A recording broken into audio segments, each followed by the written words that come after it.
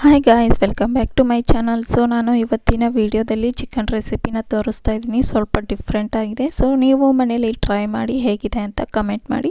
So ನಾನು ಇವಾಗ ಒಂದು ಪ್ಲೇಟ್ನಲ್ಲಿ ಚಿಕನ್ನ ಚೆನ್ನಾಗಿ ತೊಳೆದಿಟ್ಕೊಂಡಿದ್ದೀನಿ. ಸೊ ಅದಕ್ಕೆ ಮೊಸರು ಹಾಕ್ಕೊಳ್ತಾ ಇದ್ದೀನಿ.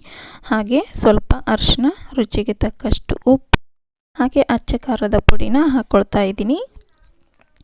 ಸೊ ಇದೆಲ್ಲನೂ ಹಾಕ್ಕೊಂಡು ನೀವು ಚೆನ್ನಾಗಿ ಮಿಕ್ಸ್ ಮಾಡ್ಕೋಬೇಕು. ಚಿಕನ್ಗೆ ಇದೆಲ್ಲ ಮಸಾಲೆ ಚೆನ್ನಾಗಿ ಮಿಕ್ಸ್ ಆಗಬೇಕು. ಅಲ್ಲಿವರೆಗೂ ಈ ರೀತಿ ಚೆನ್ನಾಗಿ ಮಿಕ್ಸ್ ಮಾಡ್ಕೊಳ್ಳಿ. ಸೊ ನೀವು ಮೊಸರು, ಗಟ್ಟಿ ಮೊಸರು ಆದರೂ ಹಾಕೋಬೋದು, ಇಲ್ಲ ಯಾವುದಾದ್ರೂ ಇದ್ದರೂ ನಡೆಯುತ್ತೆ. ಸೊ ಇದನ್ನೆಲ್ಲ ಹಾಕ್ಕೊಂಡು ಈ ರೀತಿ ಚೆನ್ನಾಗಿ ಮಿಕ್ಸ್ ಮಾಡಿ ಸೈಡಲ್ಲಿ ತೆಗೆದಿಟ್ಟೋಣ.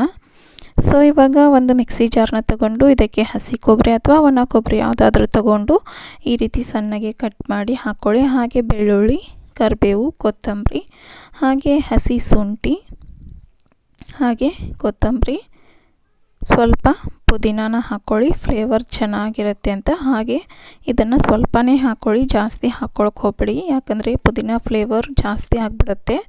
ಸ್ವಲ್ಪ ಹಾಕ್ಕೊಳ್ಳಿ. ಹಾಗೆ ಸ್ವಲ್ಪ ಜೀರಿಗೆನ ಹಾಕ್ಕೊಂಡು ಈ ರೀತಿ ಚೆನ್ನಾಗಿ ಗ್ರೈಂಡ್ ಮಾಡ್ಕೊಂಬನ್ನಿ. ಸೊ ಈ ರೀತಿ ನುಣ್ಣಗೆ ಗ್ರೈಂಡ್ ಆಗಿರಬೇಕು. ಇವಾಗ ಸ್ಟವ್ ಮೇಲೆ ಒಂದು ಕಡಾಯಿನ ಇಟ್ಟು ಎಣ್ಣೆ ಹಾಕ್ಕೊಂಡಿದ್ದೀನಿ. ಎಣ್ಣೆ ಬಿಸಿ ಆದ ನಂತರ ಇದಕ್ಕೆ ಸಣ್ಣಗೆ ಕಟ್ ಮಾಡಿ ಇಟ್ಕೊಂಡಿರುವಂಥ ಈರುಳ್ಳಿ ಹಾಗೂ ಟೊಮಾಟೆನ ಹಾಕ್ಕೊಂಡು ಈ ರೀತಿ ಚೆನ್ನಾಗಿ ಫ್ರೈ ಮಾಡ್ತಾಯಿದ್ದೀನಿ. ಇದು ಹಸಿ ವಾಸನೆ ಹೋಗೋವರೆಗೂ ಚೆನ್ನಾಗಿ ಫ್ರೈ ಆಗಬೇಕು. ಫ್ರೈ ಆದ ನಂತರ ಇದನ್ನು ತಣ್ಣಗಾದ್ಮೇಲೆ ಮಿಕ್ಸಿ ಜಾರ್ಗೆ ಹಾಕ್ಕೊಂಡು ಗ್ರೈಂಡ್ ಮಾಡಿ ಇಟ್ಕೋಬೇಕು. ನೋಡಿ, ಈ ರೀತಿಯಾಗಿ ನುಣ್ಣಗೆ ಗ್ರೈಂಡ್ ಮಾಡಿ ಇಟ್ಕೊಳ್ಳೋಣ.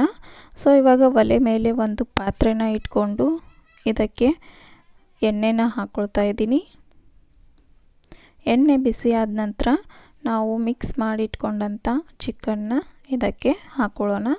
ಚಿಕನ್ನ ಎಣ್ಣೆಲಿ ಸ್ವಲ್ಪ ಹೊತ್ತು ಬೇಯಿಸೋದ್ರಿಂದ ಚಿಕನ್ ಚೆನ್ನಾಗಿ ಬೇಯುತ್ತೆ. ಸೊ ನೋಡಿ, ಈ ರೀತಿ ಚಿಕನ್ನ ಎಣ್ಣೆಲಿ ಹಾಕ್ಕೊಳ್ಳಿ. ಇದು ಒಂದು 10-20 ನಿಮಿಷದವರೆಗೂ ಈ ರೀತಿ ಎಣ್ಣೆಲಿ ಚೆನ್ನಾಗಿ ಬೇಯಬೇಕು. ಆವಾಗ ಚಿಕನ್ನು ತುಂಬ ಮೃದುವಾಗಿ ಬೇಯುತ್ತೆ. ಸೊ ಇವಾಗ ಇದಕ್ಕೆ ಗ್ರೈಂಡ್ ಮಾಡಿ ಇಟ್ಕೊಂಡಂಥ ಈರುಳ್ಳಿ ಟೊಮ್ಯಾಟೊ ಪೇಸ್ಟ್ನ ಹಾಕ್ಕೊಳ್ತಾ ಇದ್ದೀನಿ. ಹಾಕ್ಕೊಂಡು ಚೆನ್ನಾಗಿ ಮಿಕ್ಸ್ ಮಾಡ್ಕೊಳ್ಳಿ.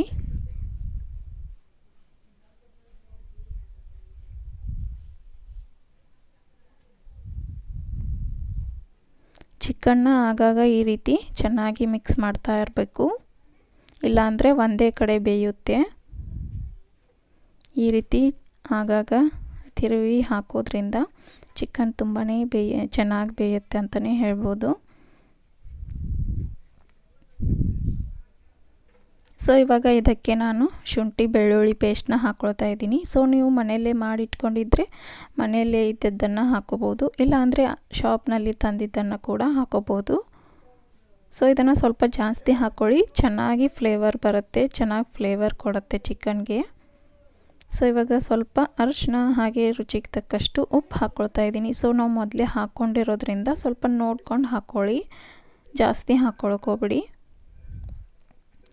ಹಾಕ್ಕೊಂಡು ಈ ರೀತಿ ಚೆನ್ನಾಗಿ ಮಿಕ್ಸ್ ಮಾಡ್ಕೊಳ್ಳಿ. ಸೊ ಈ ರೀತಿ ಆಗಾಗ ಚೆನ್ನಾಗಿ ಮಿಕ್ಸ್ ಮಾಡೋದ್ರಿಂದ ಚಿಕನ್ ಎಲ್ಲ ಕಡೆಯೂ ಚೆನ್ನಾಗಿ ಬೇಯುತ್ತೆ. ಸೊ ಇವಾಗ ಇದಕ್ಕೆ ಕಾಟ್ವಾ ಮಸಾಲ ಹಾಕ್ಕೊಳ್ತಾ ಇದ್ದೀನಿ. ಸೊ ಕಾಟ್ವಾ ಮಸಾಲ ಹಾಕ್ಕೊಳ್ಳೋದ್ರಿಂದ ಚಿಕನ್ಗೆ ಒಂದು ಒಳ್ಳೆ ಟೇಸ್ಟ್ ಕೊಡುತ್ತೆ, ಒಳ್ಳೆ ಫ್ಲೇವರ್ ಬರುತ್ತೆ. ಸೊ ಇದನ್ನು ಕೂಡ ನೀವು ನೋಡ್ಕೊಂಡು ಹಾಕ್ಕೊಳ್ಳಿ. ಮಸಾಲೆ ಜಾಸ್ತಿ ಯಾರಿಗೆ ಇಷ್ಟ ಆಗುತ್ತೆ ಸೊ ಅವರು ಜಾಸ್ತಿ ಹಾಕ್ಕೊಳ್ಳಿ, ಇಲ್ಲ ನಮಗೆ ಇಷ್ಟ ಆಗಲ್ಲ ಅಂದರೆ ಸ್ವಲ್ಪ ನೋಡ್ಕೊಂಡು ಹಾಕ್ಕೊಳ್ಳಿ. ಹಾಗೆ ಸ್ವಲ್ಪ ಗರಂ ಮಸಾಲಾನ ಹಾಕ್ಕೊಳ್ತಾ ಇದ್ದೀನಿ. ಗರಂ ಮಸಾಲಾನ ಕೂಡ ಸ್ವಲ್ಪ ನೋಡ್ಕೊಂಡು ಹಾಕ್ಕೊಳ್ಳಿ, ಯಾಕಂದರೆ ಸ್ವಲ್ಪ ಜನರಿಗೆ ಮಸಾಲ ಫ್ಲೇವರ್ ಇಷ್ಟ ಆಗಲ್ಲ. ಸೊ ನಿಮಗೆ ಇಷ್ಟ ಆದರೆ ಜಾಸ್ತಿ ಹಾಕ್ಕೊಳ್ಳಿ, ಇಲ್ಲಾಂದರೆ ಕಡಿಮೆ ಹಾಕ್ಕೊಳ್ಳಿ. ಹಾಕ್ಕೊಂಡು ಈ ರೀತಿ ಚೆನ್ನಾಗಿ ಮಿಕ್ಸ್ ಮಾಡ್ಕೊಳ್ಳಿ. ಸೊ ಈ ರೀತಿ ಚೆನ್ನಾಗಿ ಮಿಕ್ಸ್ ಮಾಡ್ಕೊಳ್ಳಿ ಎಲ್ಲನೂ. ನೋಡಿ, ಇವಾಗ ಚಿಕನ್ ಕಲರ್ ಯಾವ ರೀತಿಯಾಗಿ ಕಾಣ್ತಾ ಇದೆ ಅಂತ ತುಂಬಾ ಚೆನ್ನಾಗಿ ಕಾಣ್ತಾ ಇದೆ. ಸೊ ಇವಾಗ ಸ್ವಲ್ಪ ಅಚ್ಚ ಖಾರದ ಪುಡಿನ ಹಾಕ್ಕೊಳ್ತಾ ಇದ್ದೀನಿ. ಸೊ ನಿಮಗೆ ಖಾರ ಜಾಸ್ತಿ ಇಷ್ಟಪಡೋರು ಜಾಸ್ತಿ ಹಾಕ್ಕೊಳ್ಳಿ, ಇಲ್ಲಾಂದರೆ ಕಡಿಮೆನ ಹಾಕ್ಕೊಳ್ಳಿ. ಸೊ ನಮಗೆ ಇಷ್ಟ ಅಂತ ಹೇಳಿ ನಾನು ಇನ್ನೊಂದು ಸಲ ಹಾಕ್ಕೊಳ್ತಾ ಇದ್ದೀನಿ.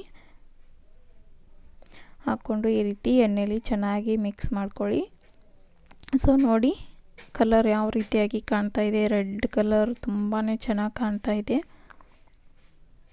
ಸೊ ಇವಾಗ ಒಂದೊಂದು ಹಾಕ್ಕೊಂಡು ಮಿಕ್ಸ್ ಮಾಡೋದ್ರಿಂದ ಚಿಕನ್ನು ಆರಾಮಾಗಿ ಚೆನ್ನಾಗಿ ಬೇಯುತ್ತೆ. ಸೊ ಇವಾಗ ನಾವು ಗ್ರೈಂಡ್ ಮಾಡಿ ಇಟ್ಕೊಂಡಂಥ ಕೊಬ್ಬರಿ ಪೇಸ್ಟ್ನ ಹಾಕ್ಕೊಳ್ತಾ ಇದ್ದೀನಿ. ಸೊ ಇದನ್ನು ಹಾಕ್ಕೊಳ್ಳೋದ್ರಿಂದ ಚಿಕನ್ಗೆ ಒಂದೊಳ್ಳೆ ಥಿಕ್ನೆಸ್ ಬರುತ್ತೆ, ಒಂದೊಳ್ಳೆ ಫ್ಲೇವರ್ ಕೂಡ ಬರುತ್ತೆ ಅಂತಲೇ ಹೇಳ್ಬೋದು. ಸೊ ಬನ್ನಿ ಇದನ್ನು ಇವಾಗ ಹಾಕ್ಕೊಂಡು ಚೆನ್ನಾಗಿ ಮಿಕ್ಸ್ ಮಾಡ್ಕೊಳ್ಳೋಣ. ಸೊ ನಿಮಗೆ ಗ್ರೇವಿ ತಿಕ್ಕಾಗಿರಲಿ ಅಂದರೆ ಜಾಸ್ತಿ ಹಾಕ್ಕೊಳ್ಳಿ, ಇಲ್ಲಾಂದರೆ ನಮಗೆ ನೀರು ಟೈಪ್ ಬೇಕು ಗ್ರೇವಿ ಅಂತಂದರೆ ಸ್ವಲ್ಪ ಕಡಿಮೆನೇ ಪೇಸ್ಟ್ ಹಾಕ್ಕೊಳ್ಳಿ. ಸೊ ಹಾಕ್ಕೊಂಡು ಈ ರೀತಿ ಚೆನ್ನಾಗಿ ಮಿಕ್ಸ್ ಮಾಡ್ಕೋಬೇಕು. ನೋಡಿ ಈ ರೀತಿಯಾಗಿ ಚೆನ್ನಾಗಿ ಮಿಕ್ಸ್ ಆಗಬೇಕು. ಇದನ್ನು ಜಾಸ್ತಿ ಹೊತ್ತು ಬಿಡೋಕ್ಕೆ ಹೋಗಬೇಡಿ, ಯಾಕಂದರೆ ತಳ ಸೀದೋಗುತ್ತೆ. ಸೊ ಇವಾಗ ಇದಕ್ಕೆ ನೀರನ್ನ ಹಾಕ್ಕೊಳ್ಳಿ. ನಿಮಗೆ ಎಷ್ಟು ಪ್ರಮಾಣದಲ್ಲಿ ನಿಮಗೆ ಗ್ರೇವಿ ಬೇಕು ಅಷ್ಟು ನೀರನ್ನ ಹಾಕ್ಕೊಳ್ಳಿ. ನಾನು ಒಂದು 2 ಗ್ಲಾಸ್ನಷ್ಟು ನೀರನ್ನ ಹಾಕ್ಕೊಳ್ತಾ ಇದ್ದೀನಿ. ಸೊ ನಾವು ಕಡಿಮೆ ಜನ ಇರೋದ್ರಿಂದ ನಮಗೆ ಇಷ್ಟು ಸಾಕಾಗುತ್ತೆ. ಸೊ ನಿಮಗೆ ಜಾಸ್ತಿ ಜನ ಇದ್ದರೆ ನೀವು ಜಾಸ್ತಿ ನೀರನ್ನ ಆ್ಯಡ್ ಮಾಡ್ಕೋಬೋದು. ಈ ರೀತಿ ನೀರನ್ನ ಹಾಕ್ಕೊಂಡ್ಮೇಲೆ ಚೆನ್ನಾಗಿ ಮಿಕ್ಸ್ ಮಾಡ್ತಾಯಿರಿ, ಯಾಕಂದರೆ ತಳ ಸೀದುತ್ತೆ. ಅದಕ್ಕೋಸ್ಕರ ನೀವು ಆಗಾಗ ಮಿಕ್ಸ್ ಮಾಡೋದ್ರಿಂದ ತಳ ಸೀದೋದಿಲ್ಲ. ಈ ರೀತಿ ಮಾಡೋದ್ರಿಂದ ಚಿಕನ್ನು ಎಲ್ಲ ಕಡೆನೂ ಚೆನ್ನಾಗಿ ಬೇಯುತ್ತೆ. ನೋಡಿ ಇವಾಗ ಗ್ರೇವಿ ಯಾವ ರೀತಿಯಾಗಿ ಕಾಣ್ತಾ ಇದೆ ಥಿಕ್ನೆಸ್ ಆಗಿ. ಸೊ ನೋಡಿ ಇವಾಗ ಚೆನ್ನಾಗಿ ಕುದೀತಾ ಇದೆ ಚಿಕನ್ನು. ಇದು ಏನಿಲ್ಲ ಅಂದರೂ ಒಂದು 35 ನಿಮಿಷ 40 ನಿಮಿಷ ಕುದ್ರೆ ಚೆನ್ನಾಗಿ ಬರುತ್ತೆ. ನೀವು ಎಷ್ಟು ಕುದಿಸ್ತೀರೋ ಅಷ್ಟು ಚೆನ್ನಾಗಿ ಚಿಕನ್ ಬರುತ್ತೆ. ಸೊ ನೋಡಿದ್ರಲ್ವಾ ಫ್ರೆಂಡ್ಸ್, ಇವಾಗ ಚಿಕನ್ ರೆಡಿಯಾಗಿದೆ. ಸೊ ನಿಮಗೆ ಇದು ವಿಡಿಯೋ ಇಷ್ಟ ಆದರೆ ನೀವು ಮನೇಲಿ ಟ್ರೈ ಮಾಡಿ ಹೇಗಿದೆ ಅಂತ ಕಮೆಂಟ್ ಮಾಡಿ. ಹಾಗೆ ನನ್ನ ವಿಡಿಯೋನ ಲೈಕ್ ಮಾಡಿ. ಹಾಗೆ ನನ್ನ ಚಾನಲ್ನ ನೀವು ಇನ್ನೂ ಸಬ್ಸ್ಕ್ರೈಬ್ ಮಾಡಿಲ್ಲ ಅಂದರೆ ಸಬ್ಸ್ಕ್ರೈಬ್ ಮಾಡಿ. ನನ್ನ ವಿಡಿಯೋ ಇಷ್ಟ ಆದರೆ ಲೈಕ್, ಶೇರ್ ಆ್ಯಂಡ್ ಕಮೆಂಟ್. ಬಾಯ್. ಮತ್ತೊಂದು ವಿಡಿಯೋ ಜೊತೆ ನಿಮಗೆ ಸಿಗ್ತೀನಿ.